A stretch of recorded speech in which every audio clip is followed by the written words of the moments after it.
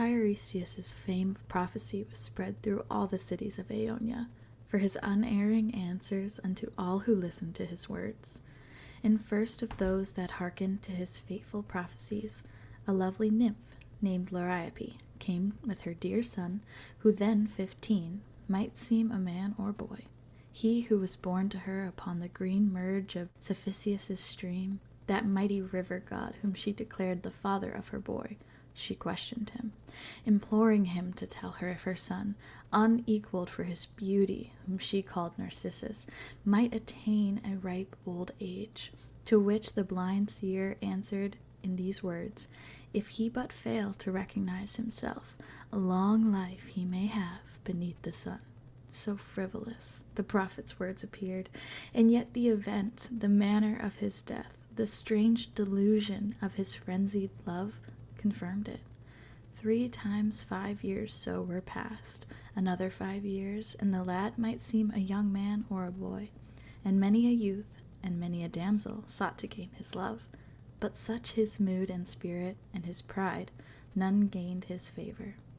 Once a noisy nymph, who never held her tongue when others spoke, who never spoke till others had begun, mocking Echo, spied him as he drove, in his delusive nets, some timid stags. For Echo was a nymph in olden time, and, more than a vapid sound, possessed a form, and she was then deprived the use of speech, except to babble and repeat the words once spoken over and over. Juno confused her silly tongue, because she often held that glorious goddess with her endless tales, till many a hapless nymph from Jove's embrace had made escape adown a mountain. But for this the goddess might have caught them. Thus the glorious Juno, when she knew her guile, your tongue so freely wagged at my expense shall be of little use, your endless voice much shorter than your tongue. At once the nymph was stricken, and the goddess had decreed, and ever since she only mocks the sounds of others' voices, or perchance returns their final words. One day, when she observed Narcissus wandering in the pathless woods, she loved him, and she followed him with soft and stealthy tread. The more she followed him, the hotter did she burn. And when the flame flares upward from the sulfur on the torch, oh, how she longed to make her passion known, to plead in soft entreaty, to implore his love.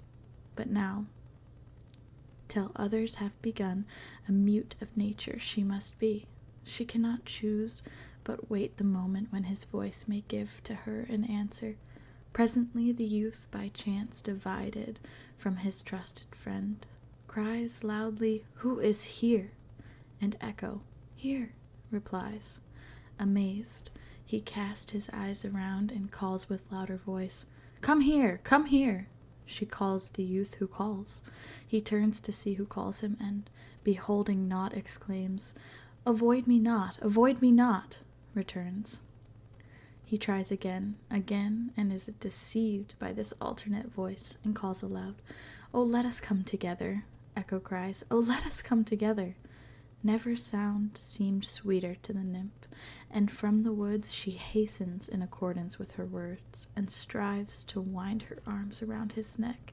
He flies from her, and he leaves her, says, "Take off your hands, you shall not fold your arms around me. Better death than such a one should ever caress me." "Naught," she answers, "save caress me." Thus rejected she lies, hid in the deep woods, hiding her blushing face with green leaves, and ever after lives concealed in lonely caverns in the hills. But her great love increases with neglect. Her miserable body wastes away, wakeful with sorrows.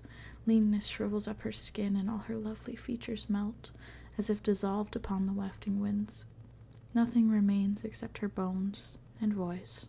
Her voice continues. In the wilderness, her bones have turned to stone. She lies concealed in the wild woods, nor is she ever seen on lovely mountain range. For though we hear her calling in the hills, 'tis but a voice that lives among the hills. Thus he decided the nymph and many more, sprung from the mountains or the sparkling waves, and thus he slighted many an amorous youth, and therefore someone whom he once despised, lifting his hands to heavens, implored the gods if he should love deny him what he loves. And as the prayer was uttered, it was heard by Nemesis, who granted her assent. There was a fountain, silver, clear, and bright, which neither shepherds nor the wild she-goats that ranged the hills, nor any cattle's mouth had touched. Its waters were unsullied. Birds disturbed it not, nor animals, nor boughs that fall so often from the trees. Around sweet grasses nourished by the stream grew, trees that shaded from the sun, let balmy airs temper its waters. Here Narcissus, tired of hunting in the heated noon, lay down, attracted by the peaceful solitudes and by the glassy spring. There, as he stooped to quench his thirst, another thirst increased. While he is drinking, he beholds himself reflected in the mirrored pool, and loves an imagined body which contains no substance, for he deems the mirrored shade a thing of life to love. He cannot move, for so he marvels at himself, and lies with countenance unchanged, as if indeed a statue carved of Prian marble, long, supine upon the bank. His gaze is fixed on his own eyes, twin stars, his fingers shaped as Bacchus might desire, his flowing hair as glorious as Apollo's, and his cheeks youthful and smooth, his ivory neck, his mouth dreaming of sweetness, his complexion fair and blushing as rose and snowdrift white. All that is lovely in himself he loves, and his witless way he wants himself. He who approves is equally approved. He seeks, is sought, he burns, and he is burnt.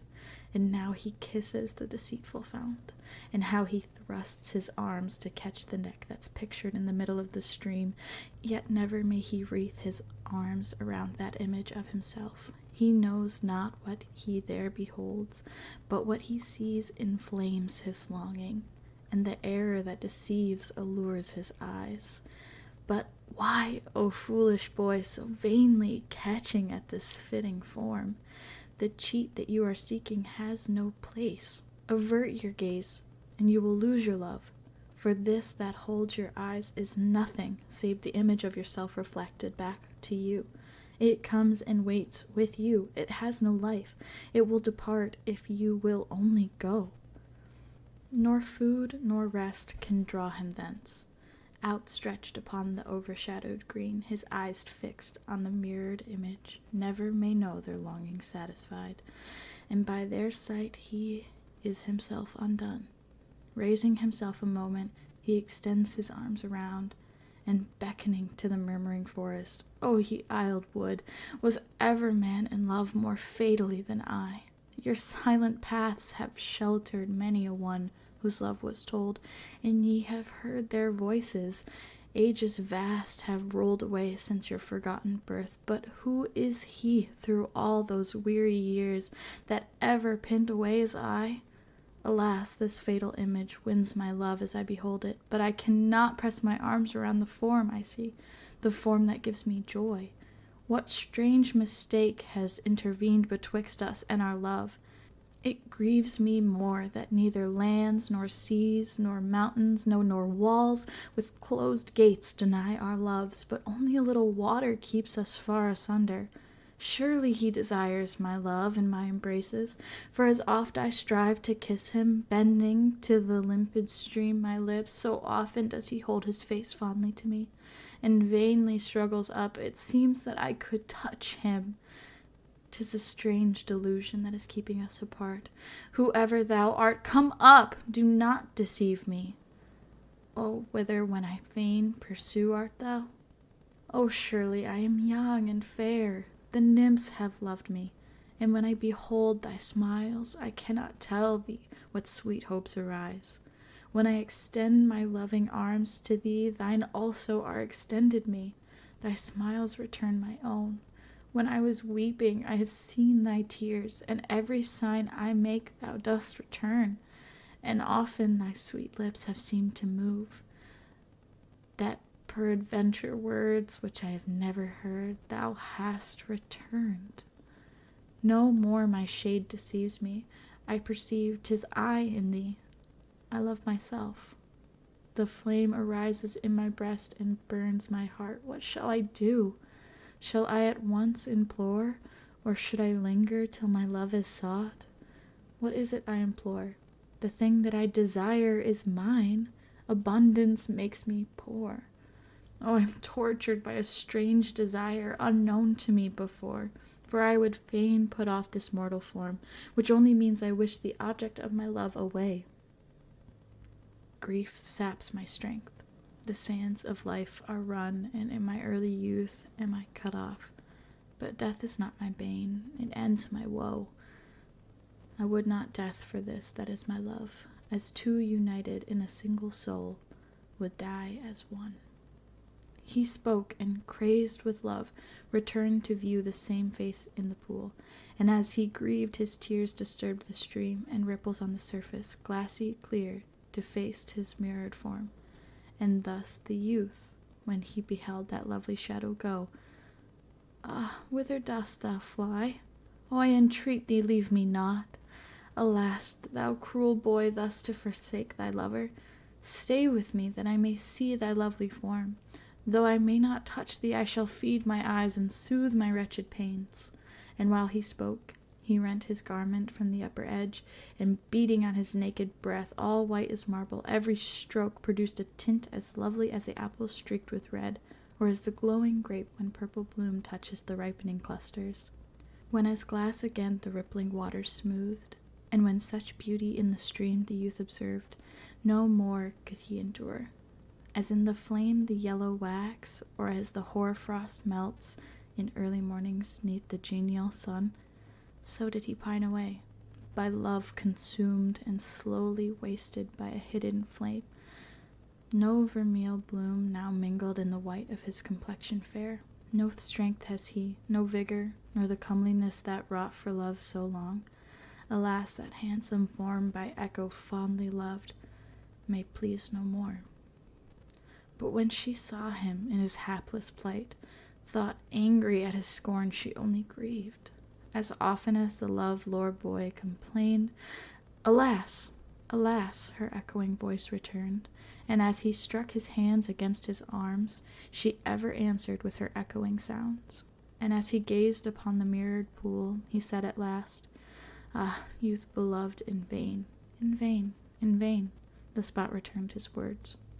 And when he breathed a sad "Farewell, farewell," sighed Echo too.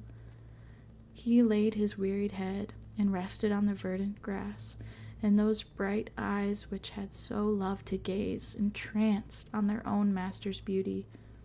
Sad night closed. And now, although among the nether shades his sad sprite roams, he ever loves to gaze on his reflection in the Stygian wave.